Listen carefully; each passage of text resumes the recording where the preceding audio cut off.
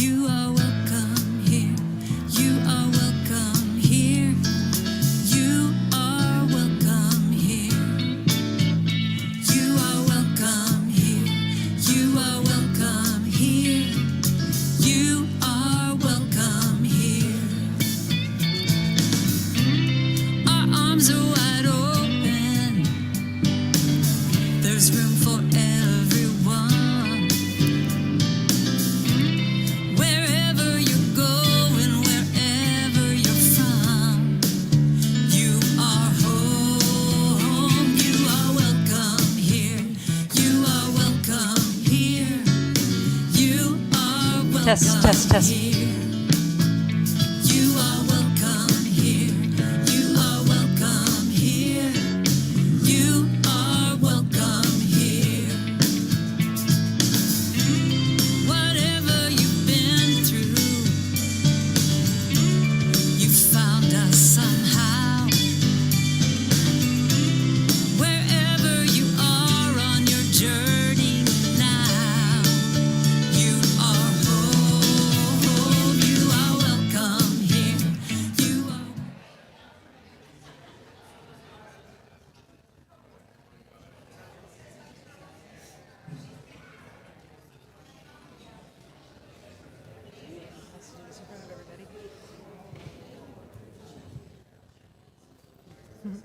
I know.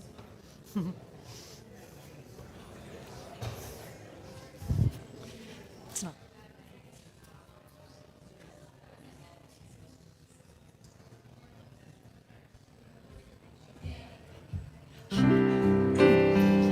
I am so blessed. I am so blessed. I am so grateful for all that I have. I am so blessed. I am so grateful. I am so blessed. I am so blessed. I am so blessed. I am so grateful for all that I have. I am so blessed. I am so blessed. I am so grateful. I am so blessed. I am so blessed. I am so blessed. I am so grateful for all that I have. I am so blessed. I am so blessed. I am so grateful. I am so blessed. Good morning, blessed beings. Welcome to the blessing of our center. We are here at the Ventura Center for Spiritual Living, a temple of transformation, a cathedral of kindness, and here we are. I am Reverend Bonnie Rose. It is so good to see you today, and good to see our online folks as well. Thank you. I'm going to turn it over to Jennifer. I'm having a wardrobe malfunction, so I'm going to go back there, and I'll be back. Okay? Woohoo! Oh, there I am. Now everybody's going to be watching what she's doing. All right. I'll have to. Like Reverend Bonnie said, I'm Reverend Jennifer, and I'm going to run through the announcements. The announcements were played on the PowerPoint before service a few minutes ago, and everything that I say will be on our website at www.venturacsl.org. We're also pretty active on Facebook, and then this service and every service is live streamed on Facebook. It's live streamed on YouTube, and it's live streamed on our website, which is the www.venturacsl.org. So if you'd like to share something about the service later, or you want to go back and revisit it, you can find all of it on those places. If you are new to our center, welcome, welcome, welcome. We're so glad you're here. Welcome home, all of those things. If you have any questions, we have ambassadors. They have teal stoles on, and they're probably in the foyer greeting people. Can the ambassadors stand up? She doesn't have a teal stole on, but this is Kim and Mark, and Jeanette in the back. So if you have any questions, Those are our extroverts in the crowd, so go talk to them. If you have any questions, also you can always approach me or Reverend Bonnie or anybody who just has a smile on their face. They'll probably be happy to tell you all about our center. Coming up in this next week, we've got on Wednesday, we have a discussion group that meets on the third Wednesdays. The discussion group is Science and Spirituality. That's not the right slide. And this is Wednesday, May 15th. They meet from 6:30 to 8 p.m. They're going to talk. They have kind of some ideas of what they're going to talk about, but who knows what's going to happen with the group when you get a group of people that are really excited and passionate about where science and where spirituality meet and overlap. The next thing we have this week is the VSAC. Okay, I've got a thumbs up from David. I'm getting closer on the pronunciation. This year's VSOC service title is The Taste of Liberation. This is the celebration of Buddha's birth, awakening, and final passing. It's going to be facilitated by David Kerrigan, where we will have meditation, chanting, and inspiration for living in the world today.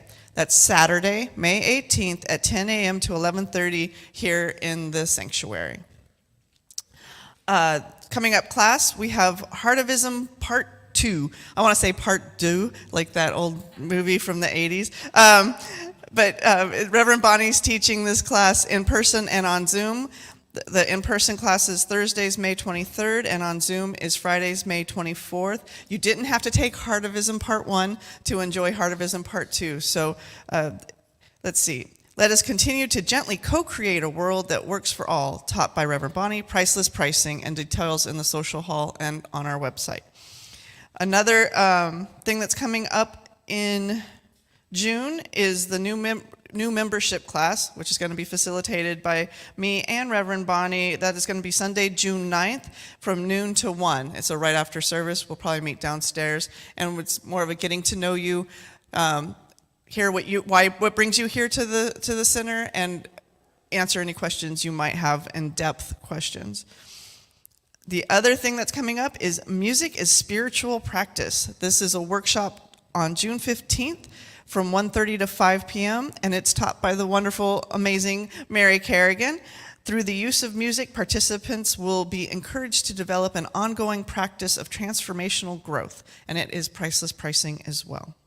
If you even if it is your first day, if you want to find a place to volunteer your time, this is a great place. We're going to be having a Church Appreciation Day coming up, Building Appreciation Day coming up in August, so keep your ears out or open for that. And if you'd like to help clean up after hospitality and everything, that's awesome too.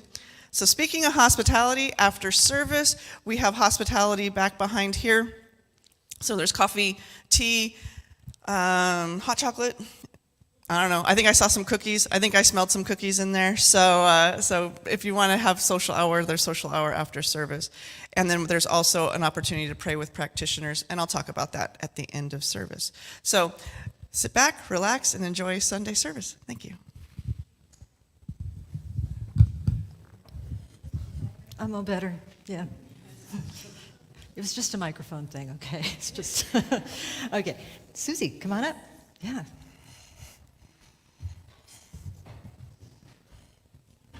Good morning. I'd love to have all the youth come forward, come sit up here with us. I want to wish everyone a happy Mother's Day. Happy Mother's Day. All your nurturers out there. Hi. Sit down. Okay, I'm going to do two things today. One, I'm going to wish everyone a happy Mother's Day. Up here. Tell you something I noticed. Good job. If you look at Mom with a new perspective, it's wow. Oh. Yeah, right? So today, we didn't get an opportunity last week to finish our Have You Filled Your Bucket today. So if you were here, I want to review real quickly and just finish up with that. I'm going to sit down here with the kids. I believe there's a video so that you can see the pages behind. So thank you, Jennifer. And I'm going to sit right down here. And try not to follow the step, but if I do, I meant to do it. All right. Have you filled your bucket today? If you were here last week, you remember we talked about a bucket being an invisible container that we all carry with us every day, all the time. We carry it around all through our day, through our evening. Everyone has one. Every member of your family has a bucket. Your friends, your neighbors, they all have buckets. It has one purpose: to hold your good thoughts, your good feelings about yourself. You feel happy and good when your bucket is full. Sometimes you feel kind of sad and lonely when your bucket is empty, and other people feel the same way too. It is great to have a full bucket. Other people can fill your bucket, and you can fill theirs. You can fill your own bucket too. So, how do you fill your bucket? You fill it when you show love, when you say something kind, or even when you just share a smile. And that's being a bucket filler. A bucket filler is a loving, caring person who says and does nice things for others. When you treat others with kindness and respect, you fill their bucket. Is that showing up there because I'm looking here? It is sometimes. Oh, it's not. Yeah. That's okay. I moved ahead quickly. I'm on page 14. We didn't rehearse. All right. Thank you back there. Now, you can dip into a bucket and take out good feelings. And sometimes, without meaning to, we do that. You could dip into a bucket. You might make fun of one or offend someone, not on purpose. Or as we're learning, sometimes it is on purpose. If you say something unkind, if you ignore someone, that can be bucket dipping. Sometimes when children are bullying each other or hurting each other as they're learning, it can dip into someone's bucket. So when you hurt someone, you dip into the bucket, and that dips into your bucket too. The more you fill someone else's bucket, the more full your own bucket it becomes. So all day long, we're either filling our bucket or dipping into it, because we can dip right into our own bucket as well if we're having unkind thoughts about ourselves. So just try to fill a bucket and see what happens. You love your family, so why not tell them? Fill your bucket. Your caring words can fill their bucket as well as your own. Can you hold my mic for me? Thank you. Hi. This is Kennedy. We're so glad she's back. Yay. Want to hold that for me? Okay. So just watch for smiles to light up faces, and then you're going to feel like smiling too. A smile is a good clue that you filled somebody's bucket. And if you practice, you can become a great bucket filler.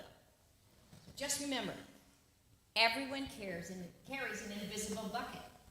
So think about what you can say or do to fill it. So here's some ideas. You can smile and say hi to the bus driver. They have a bucket too. The IRS man or woman has a bucket too. You can invite a new kid at school to play with you. Oh, nicely done. You could write a thank you note for your teacher. You could tell your grandpa that you like spending time with him.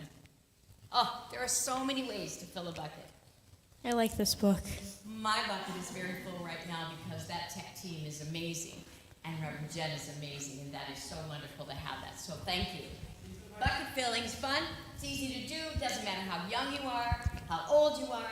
When you are a bucket filler, you make your home, your school, your neighborhood, your church, your community a better place.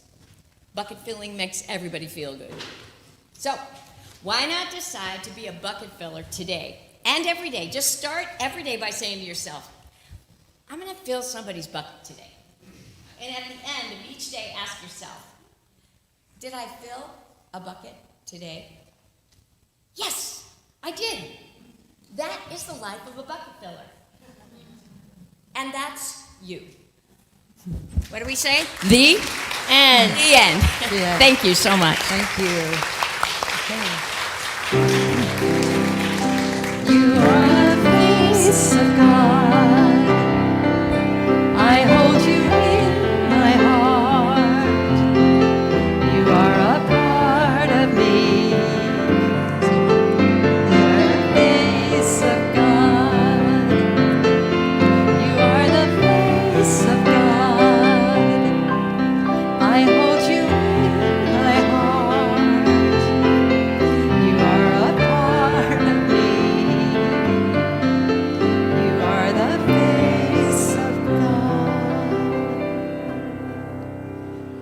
Thanks, you guys, and thank you, Susie. See you later. Thank you, Jessica. All right. Good morning. Good morning. Yes, that's okay. So Vicky's our practitioner today. She's going to lead us in prayer. Practitioners, ministers standing in this loving presence of being here together. I invite everybody to breathe in and remember the mothering love and remember the gift that it is to be born and to be here. And take a moment to feel and see all of the loving beings in your life, friends, sisters, brothers, ministers, teachers, children. There is always an opportunity to be the light, to be kind, to offer a sacred space that allows freedom and creativity and yet safety to be our authentic, true, loving selves. And so I know that this present is God, and God is love. And this presence flows through me and each and every one of us here today and everywhere in the universe. And so I am so grateful to know that this service is blessed. And I am absolutely grateful to know that this center, VCSL, is surrounded by an ocean of love, literally. The beauty of the mist today and the beauty of spring opening is what is in our hearts. And may it be what we are to each other, opening our hearts and opening our eyes and placing a birthday crown on everyone and celebrating each life. Today is blessed, we are love. Thank you God, thank you everyone here. And thank you to the music today, Tina Meeks, the sound crew, the Prasad crew, to Susan Burrell who speaks today, and to our beloved Reverend Bonnie Rose. And knowing that today is perfect, whole, and complete, I simply say yes and release my prayer into the universal law of love. And together we say, And so it is. Amen. Thank you, Vicky. Appreciate that. So let's continue to breathe deeply and just allow ourselves to be still and know as we turn our attention to Reverend Susan Burrell. Here you go. Good morning. I did come prepared, Kleenex. All right. This is called The Wide Continuum of Mothering by Amy Young. To those who gave birth this year to their first child, we celebrate you. To those who lost a child this year, we mourn with you. To those who are in the trenches with little ones every day and wear the badge of food stains, we appreciate you.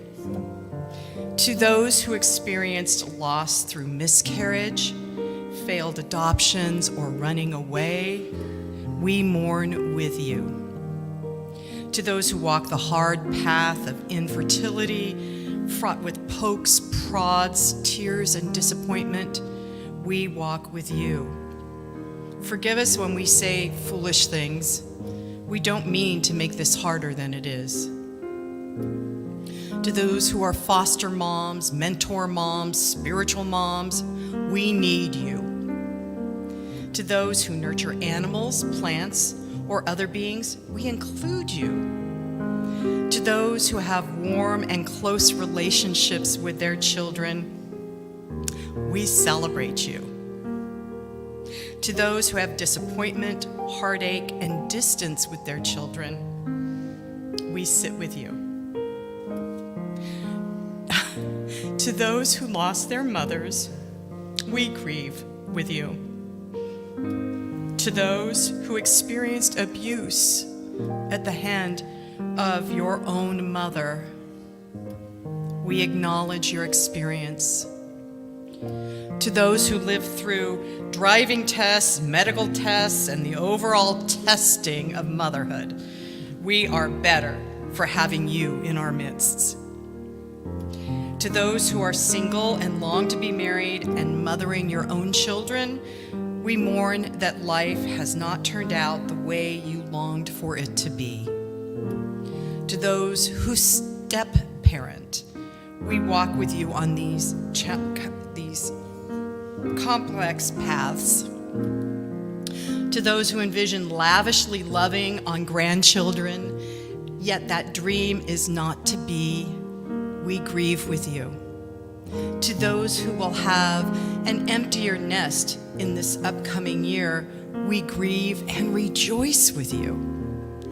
To those who placed children up for adoption, we commend your selflessness and remember how you hold that child in your heart. And to those who are pregnant with new life, both expected and surprising, we anticipate with you. This Mother's Day, we walk with you. Mothering is not for the faint of heart, and we have real warriors in our midst. We remember you. Will all the mothers in the room please stand and feel the love that we send you?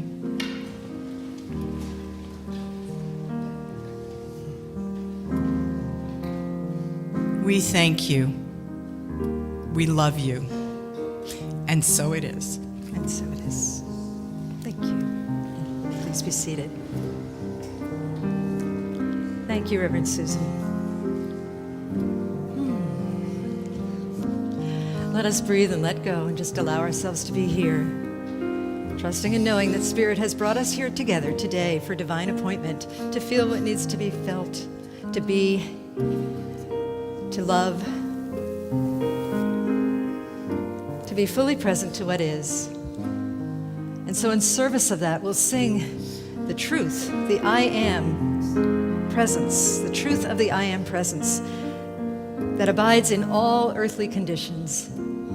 It is that seamless thread that runs through everything that we can see, feel, hear, taste, touch.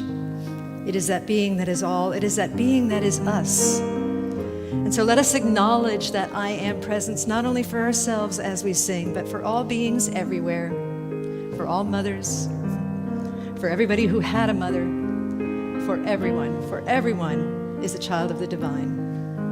And together let us sing, I am remembering who I am.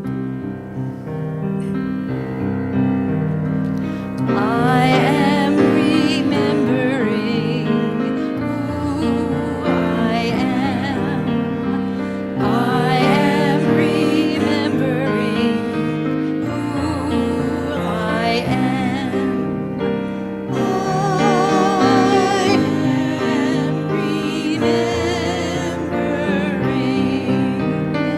I am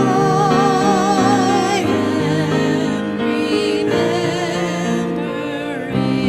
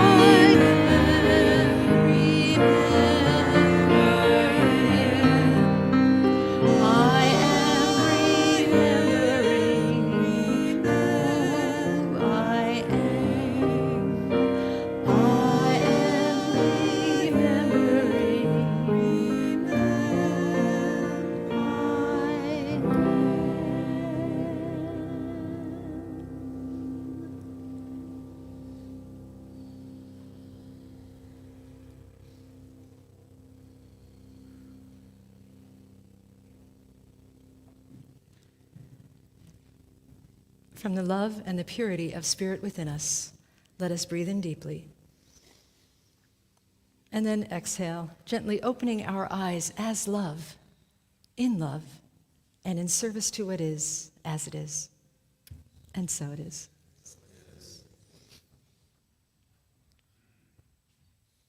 And you may be seated.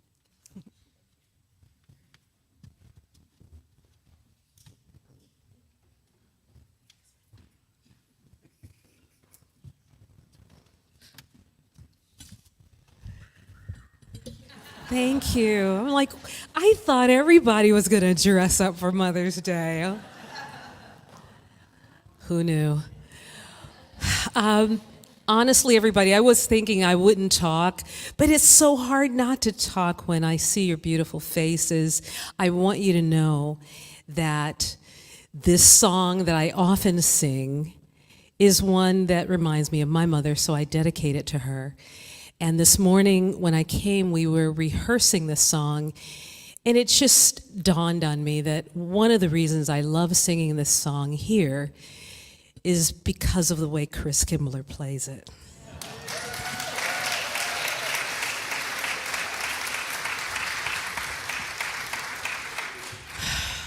So much of who we are is a contribution from both female and male energies. And none of us would be mothers or have the benefit of having a mother if it were not for the men in our midst. Yeah. God bless you all.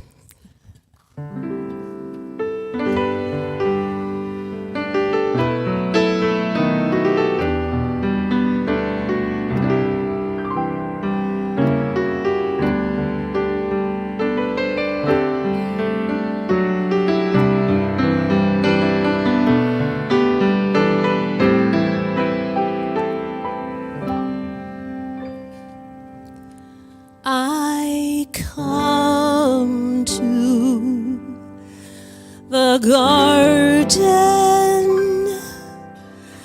alone while the dew is still on the roses,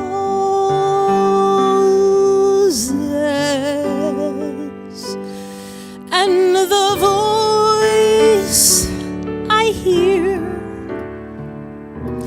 falling on my ear, the love of God discloses,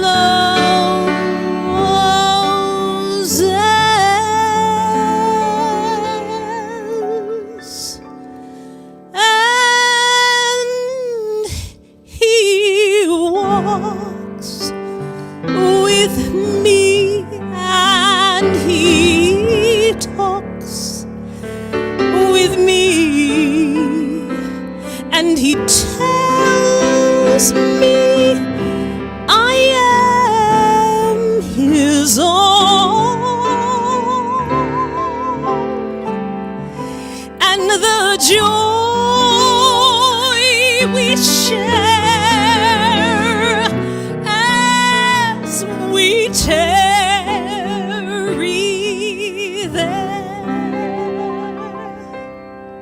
none other has ever known. God speaks, and that sound of her voice is so sweet that the birds stop their singing, and the melody that she gave to me within my heart is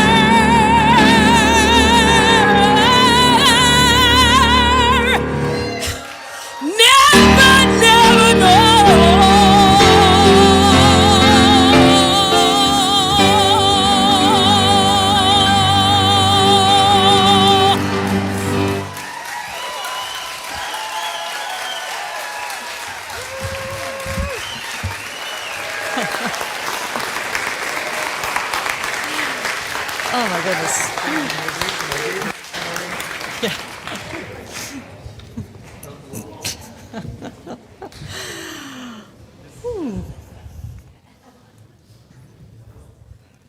Hello. The two of you, that was so beautiful. Oh my goodness.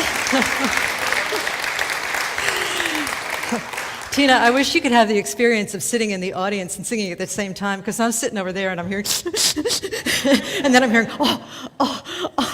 just beautiful. Thank you so much for spilling your heart all over us. Just so wonderful. So appreciate you. Thank you. Thank you. Well, the name of the talk this morning is Somebody's Precious Child, knowing that every single person sitting in this sanctuary and beyond is somebody's precious child, whether you know it or not. Maybe you weren't told that you were precious when you were a child, but you are still somebody's precious child.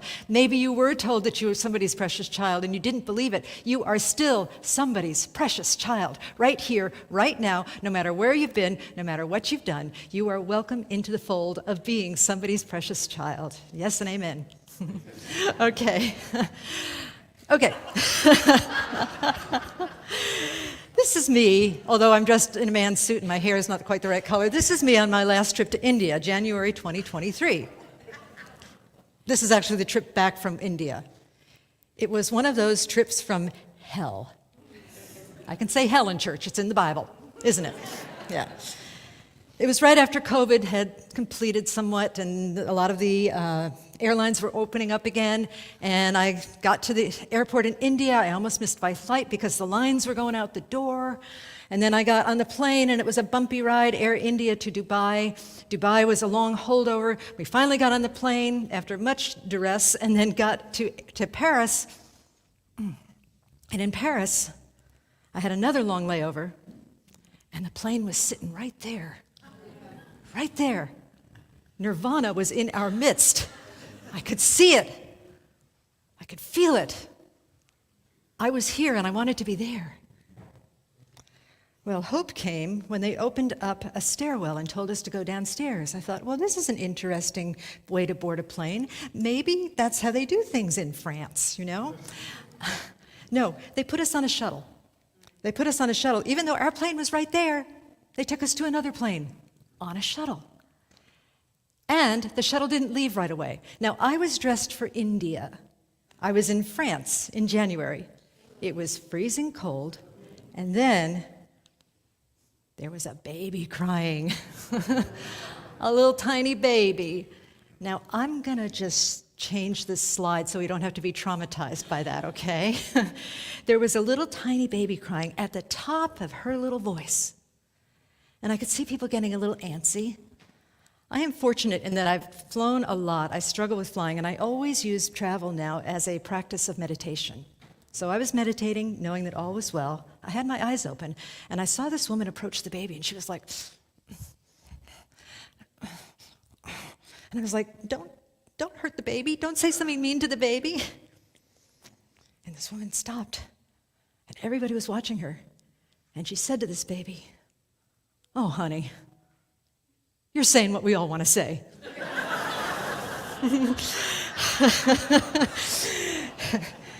And the entire bus, those who understood it, I think everybody understood her body language when she said it, we all erupted in laughter. And she changed the scenario just with that simple, kind comment.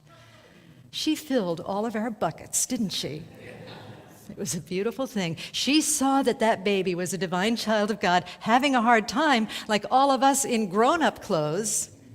We're also divine children of God having a hard time. She recognized this line from the Desiderata, "You are a child of the universe, no less than the trees and the stars. You have a right to be here." She recognized that this person, this little baby, was somebody's precious child. Our purpose today is to see all beings as somebody's precious child. And when we do, we start to see ourselves as somebody's precious child. Or if we see ourselves as somebody's precious child, whether it's a parent or a mentor or God itself, then we start to see all beings as somebody's precious child. This phrase, somebody's precious child, came from a gentleman named Ben Chapman. He has a company where they practice this thing called truly human leadership. Now, when Ben was in one of his earlier companies, he was in a standard company that did things the way that most companies do. It was about a $2 million company, and he was very happy with the results. But then he had epiphanies, 3 epiphanies. The first one was when he went to his job, and he was watching people in the break room. And the people in the break room were betting about a game, some type of sports game. I don't know, the Lakers, baseball team, the Lakers, right? Sorry. Sorry. The Lakers. And they were betting on it, and they were really excited. And then it was time to go to work, and all of the energy drained out of their bodies, and they went to their cubicles, and they worked. And Ben said, well, that doesn't seem right somehow. What if people could have fun at their jobs? The next thing that he encountered was church. He went to the church where he said his spiritual mentor inspired him, and the service and the community inspired him for an hour, for a whole hour.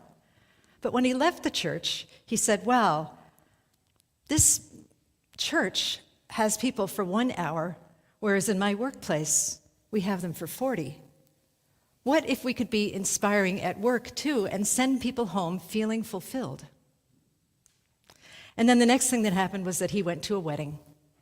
He went to a wedding of some beloved friends, and he watched the people looking at the couple, and most especially, he watched the parents looking at the couple.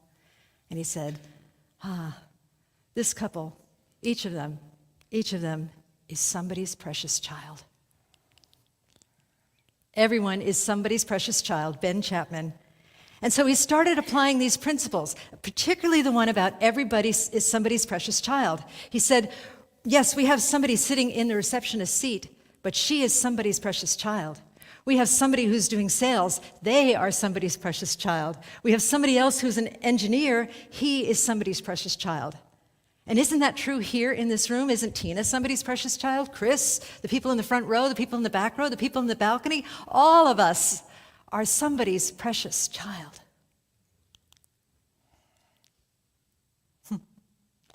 We affirm to others, you are somebody's precious child. Now, when I learned about this term, I was on a global phone call, and somebody said, yeah, I have trouble with that when people are not very nice on the road, when people are driving poorly. And when I teach classes, that comes up so much. I ask people, who gets on your nerves, right? Who irks you? And they say, well, I get really pretty irked, pretty angry when I'm driving. Now, that doesn't happen to me because I think I'm the one that people get angry at, because there's that. Not that I'm so holy, it's just that I'm not a great driver. And I drive the speed limit, which is problematic for some folks, I've noticed. Anyway, this person was saying he's going to start affirming you are somebody's precious child to the person that stops suddenly, to the person that cuts them off in traffic, to the person that is greedy with spaciousness, to the person that is driving too fast or too slow. You are somebody's precious child. And I haven't gotten back to him, but I suspect that affirming that for somebody turns that kind of driver who looks angry into this kind of driver. We can practice this affirmation, you are somebody's precious child, with our loved ones, with our families, with our children, with our parents, with our siblings, with our friends. We can practice this affirmation with strangers. Oh my goodness, I've been doing this since I've been thinking about this talk. I've been doing it when I'm going in the grocery store, or getting water at the water store, or going to the post office. You are somebody's precious child. We can affirm it with ourselves. We know, I am somebody's precious child. And we can affirm it with the annoying ones. Show of pinkies. Does anybody have an annoying one in your life? Maybe one or two? Yeah, okay. I didn't even look. Oh, some people raised their whole hand. Okay, good. So we affirm that with the annoying ones. What about problem children? The annoying ones are our problem children. I suspect that we're not supposed to call people problem children anymore. I think that's not what we do anymore, right? Probably. But I'm going to redefine problem for us because I'm not really necessarily talking about problem children that are outside of us. I'm talking about our inner problem children, the part of us that is judging, the part of us that we don't feel good about, the part of us that feels shameful, the part of us that feels guilty, the part of us that feels unhealthy guilt, I should say, the part of us that feels unhealthy. All of those we might call problem children. You look happy. Stop it. The part of us that is afraid, that can't be happiness about anything because something bad might happen, that other shoe might drop, thinking that that shoe is filled with odor eaters, and it's not. What if the other shoe is filled with champagne and chocolate, right? We may have problem children in our family. We may have problem children in strangers. We may have problem children in the self, as I just mentioned. Sorry, Dot. And we may have problems. That thing that we're calling problems may be a problem child unto us. We think it's a problem, but maybe it's something else. In The Finished Kingdom, our featured book for this month, the author, Lillian DeWaters, says that we are here to cast out demons, to heal the sick, to cast out demons, to raise the dead, and to something else. Never mind. Preach the gospel. There you go. All of those things. Very old-time religion. It's pretty cool. I like reinventing old-time religion. She said, in the class that I'm taking, she says that casting out demons is not calling anybody a demon, that it means we can cast out our passions. Now, some people say, I don't want to cast out my passion. I like being passionate. But passion in this sense means that which we are suffering over, our problems, our attachments. We cast out our attachments. We cast out our suffering. Passion is another word for suffering, like the passion of the Christ, right? We cast out our suffering, and we cast out by letting in. What? Is that a paradox? Yes. The answer is yes. That is a paradox. I've been listening to this book by Peter Russell, who was at one time the head of Science and Non-Duality, and Peter is saying in his book that it seems hard to say we need to let go, that we need to stop clinging, that we need to let go. He suggests instead that we think of it as letting in. We allow what is to be, we observe it with compassion, and then it naturally tends to float away from us. Very similar to another practice I've done here and I've spoken about in the past, the Sedona method, where we welcome what is. And in welcoming it, we stop resisting it, and then we let it go. Now, this does not mean having poor boundaries. It means looking at our reactivity around things and recognizing that there is a bigger picture. But if we're clinging to that which we are pushing away, again, another paradox, we will not be able to receive the bigger picture. The universe is unfolding exactly as it should. And one way to help us receive that bigger picture, the gift in a problem, last week we talked about looking up. Look up. If we consider a problem and we gently raise our eyes just slightly, about 45 degrees, raising our chin up, we don't want them rolled back, we just want them like this. Raise our eyes up. We're looking up, we're breathing, and then in that place of looking up and breathing, we ask, what is the gift? What is the gift? And then we allow the gift, or love, to bear fruit, again, in its own time. If we're struggling with not getting a gift, we say, what is the gift in not receiving a gift? We're exactly where we are and allowing it to be by letting it in and then transforming it by looking up and saying, what is the gift? And then allowing it to bear fruit in its own time, in its way. Now, one of the things that this does for us is it allows us to be the screen. Be the screen means be the observer. And the reason I'm calling it be the screen is that many non-dual teachers talk about how reality is like a movie screen, right? And we're always projecting images onto it. There's always, in the movies, there's always images being projected onto it. And some of them are violent, and some of them are distressing, and some of them are sad, and some of them are happy, but the screen remains aware and unaffected. The screen remains aware and stretched in smiling repose, able to hold whatever happens and still be its presence, still be the screen, still be the I am. And so, one of the ways I like to think about this is to consider Singing in the Rain. All of that water in that movie raining on poor Gene Kelly. Well, he doesn't look really poor. He looks pretty happy. But anyway, raining on Gene Kelly, and the screen doesn't get wet. Can you imagine? The screen doesn't get wet. So what if other people's angst is raining upon us, or other people's problems, or other people's concerns, or our own separate self's problems or concerns or angst? There is a part within us that does not get wet, that is aware and unaffected, meaning not going on a rampage, but just knowing that there is a higher calling to what is happening now. And we look up and we ask, what is the gift? Lillian DeWaters says, wait not until you have reached the heights of well-being to shout victory, but shout victory and freedom as you are looking upward and before the demonstration is yet manifested. Know that it is already done in spirit, and that our job is to receive that which already is, that good which already is. And sometimes it comes in surprising packages. Sometimes it comes in packages that cause us to work a little, not harder, but a little deeper. That's a toad wearing a crown. I'll explain why in a moment. One of the ways that I tend to cope with challenges, with problems, or what we call problems, is to, again, look up and ask, what is the gift? And I've been doing this for years. I did it all through COVID. And surprisingly, as we do that, we start to fall in love with our problems. We don't necessarily worship them, but we say, oh my goodness, this is here for me. This is here to deepen me. This is here to enlighten me further as to the wonders of spirit that are expressing in every single aspect of my life. And the toad is from Shakespeare, that it happens to be a Shakespearean toad. Sweet are the uses of adversity, meaning our problems are sweet, they are dear. They are like, sweet are the uses of adversity. See, now I can't remember the stupid line. What is it?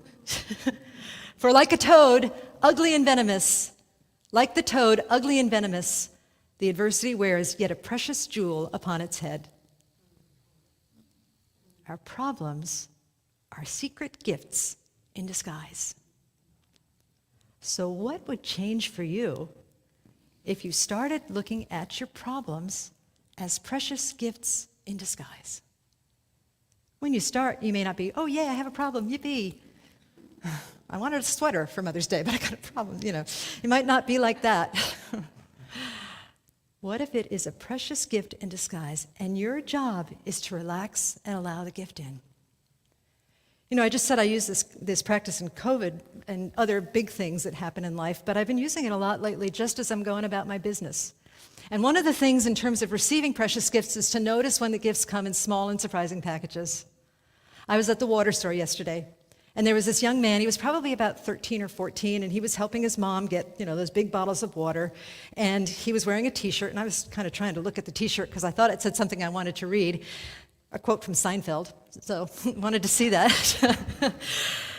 But anyway, I didn't want to approach him and bother what they were doing, so I left the store with my cart, and I started to load the big, heavy bottles into my car, and all of a sudden, I heard this voice behind me, and he said, "Ma'am, do you need help?"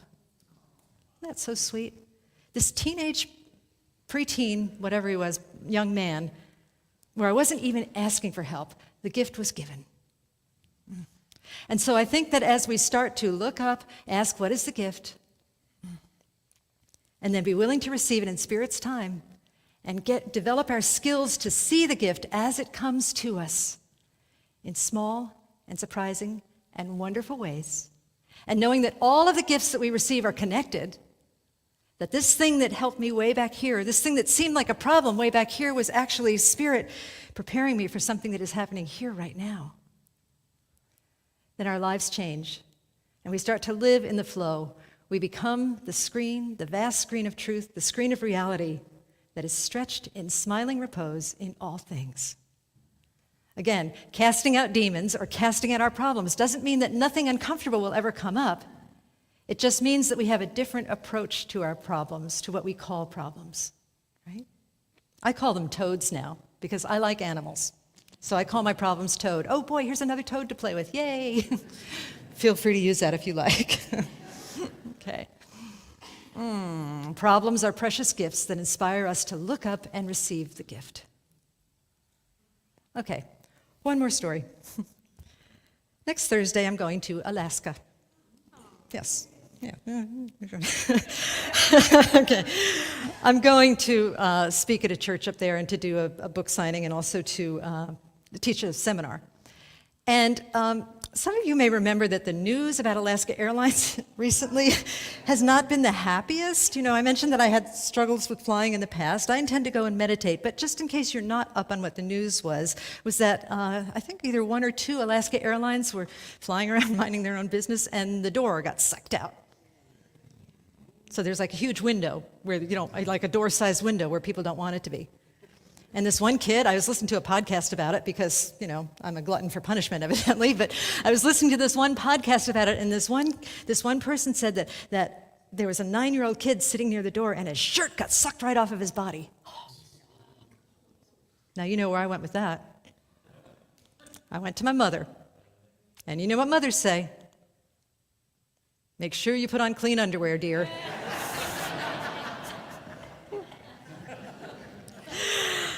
Not only will I make sure that I put on clean underwear, I will also make sure that in all of the challenges of traveling or whatever I encounter in life, whatever we encounter in life, there is always the beautiful option of spiritual practice.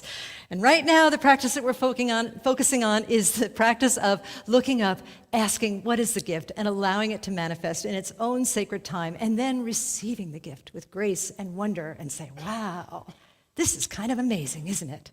I am amazing. I am a divine child of God. I am somebody's precious child. So let us practice the truth together right now, knowing that everything is a chance to practice. Please read with me. Here we go. I am love's precious child. You are love's precious child. Everyone is love's precious child. Happy Mother's Day. Namaste. Thank you. Thank you. Oops, sorry. Okay, here we go. All right, let us pray. Let us breathe in and breathe out and feel that precious nature of existence that flows through us, that lives and moves and has its perfect being in all things. That place that is like the screen, the blank screen that can hold anything. I know that I am that. You are that. We are that. We are that essence of divine power, divine love, divine grace, divine wholeness. We are eternal life. We are eternal being. We are joy. We are all of that and so much more.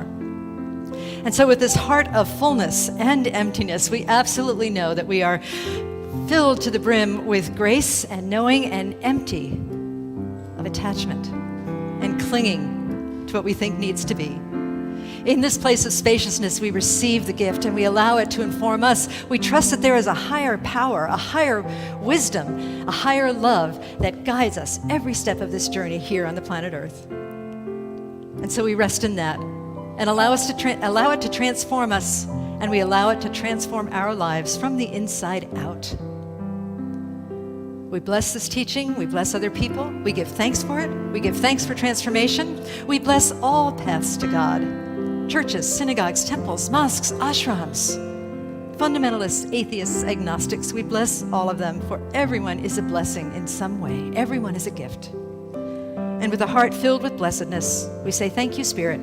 Thank you, love. And we release these words into the divine mystery. And together we say, and so it is. Namaste. You're Lonnie today, right? Oh, okay. All right. Sorry about that. Okay. How exciting. Now what? You know what? So, is it up there yet? Not yet? Hi, happy Mother's Day. I love surprises. Sorry, Vern. And here we are. Okay, so we've been talking, and we're going to do it a little differently. Instead of you repeating after me, We're going to read it together. Yes. thank you. There it is. Okay. So, together we will say, we trust in spirit. Love is the giver and receiver of all that we are. We offer this gift. It is an outer expression of our inner abundance and compassion. Our gift blesses many and returns to us multiplied in miraculous ways so that we may give again. And so it is. Thank you. Thank you, Bernie. You Appreciate bet. it. Let's hear from Tina. Okay.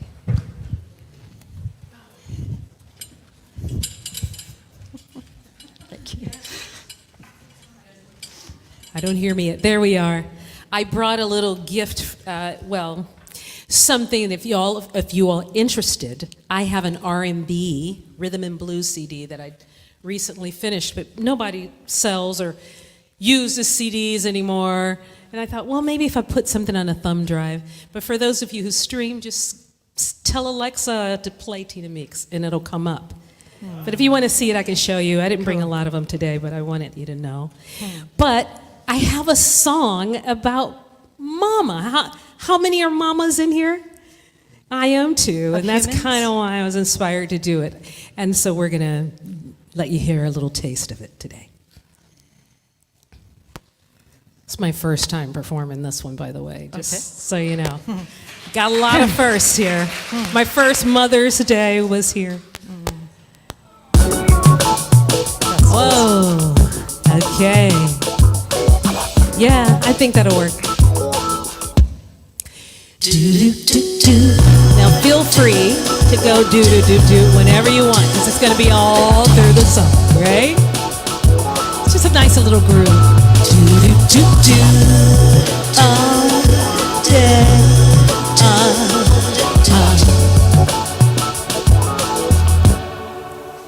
Well, mama gotta wake up and put on her makeup in the morning. She gotta work it, she maybe reserve it so she can afford it. Oh, the babies cry. Well, she gotta feed them. Yes. All the warning signs, she gotta heed them. Yes. Mama gotta do what a mama gotta do. Yes, we do. Mama gotta do what a mama gotta do.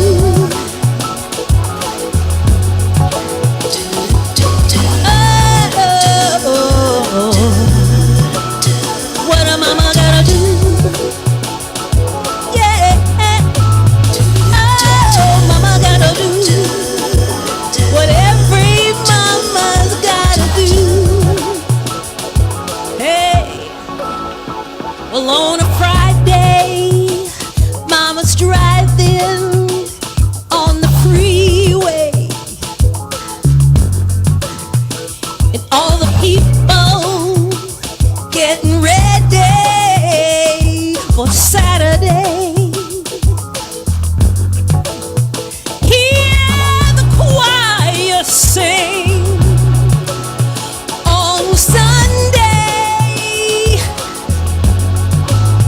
Hear those bells ring on Monday. Yeah. Mama gotta do what a mama gotta do. You mamas gotta do. Hey, mama gotta do what a mama gotta do. Yeah. Hey, mama gotta do. Come on, mamas, I see ya. Wave of hands. We just do it because we gotta do it, right? Yeah. What a blessing it is to be a mother.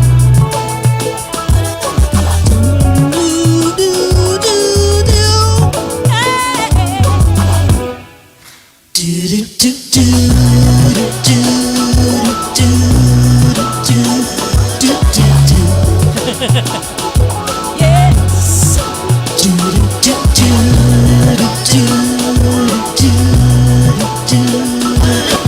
I imagine myself riding on the freeway listening to this song. Mama gotta do what a mama gotta do. Hey, What mama gonna do? What a mama gonna do?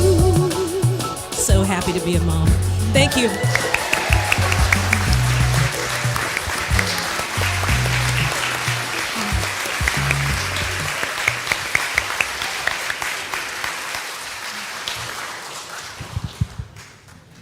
So we have to figure out how to get Alexa in our car so we can.